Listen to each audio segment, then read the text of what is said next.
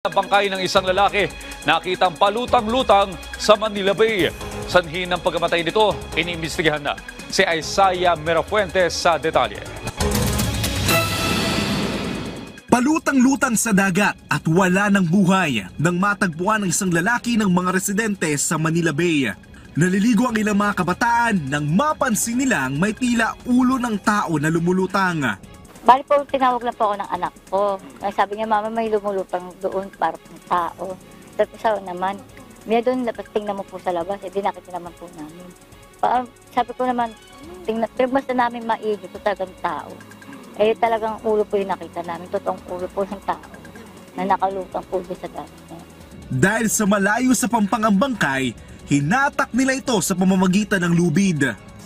More or less, 10 to 12 hours pa lang siya. Kasi hindi pa siya ganun bloated siya. Hindi siya bloated eh. Hindi nakitaan ng kahit ang sugat ang biktima sa kanyang katawan at maging ang mga gamit nito kagaya ng cellphone, wallet, susi ng motor at mga ID ay nakita pa sa bulsa ng shorts ng biktima. Base sa nakitang ID ng lalaki, residente siya ng Pandi, Bulacan. Wala ring nakakikilala sa kanya sa lugar.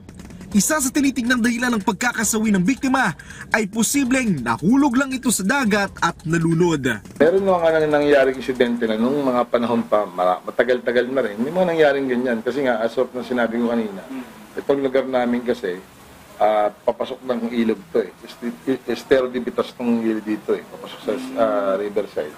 Yung alon kasi niya, dito pinapatpad yung mga bagay-bagay, mga gamit tulad niyan. Kasalukuyan pa nagsasagawa ng investigasyon ng mga otoridad sa tunay na sanhi ng pagkamatay ng biktima.